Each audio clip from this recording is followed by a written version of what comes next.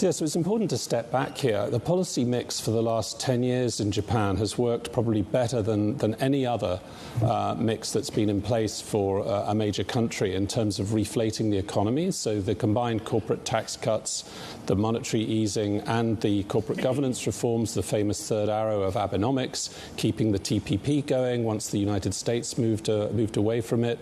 All of these factors mean that Japanese nominal GDP growth is now at a 30-year high and beating expectations consistently as our earnings. So now is the right time to be rethinking at the margin what has been a very successful policy mix.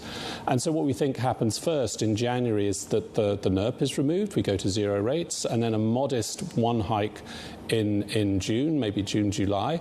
That modest hiking should cause a slight retracement in the weakening of the yen, but it won't undermine the overall recovery in Japan. And indeed, an additional feature that's starting to kick in now in Japan is what we call the multipolar world dynamic. So that's the reshoring of FDI out of, for example, geographies like China into Japan.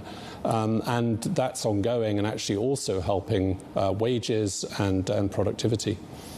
A massive turnaround after 30 years of underperformance and uncertainty in Japan. You've been bullish on India for a while.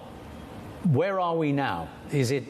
How long can that momentum continue? And is the market good value for people who want to play the Indian economic story?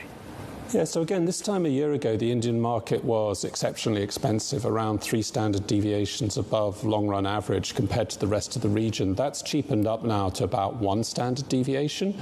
And what's happened is some other markets have rallied, but also the Indian earnings has been so powerful that the market has cheapened up in relative terms.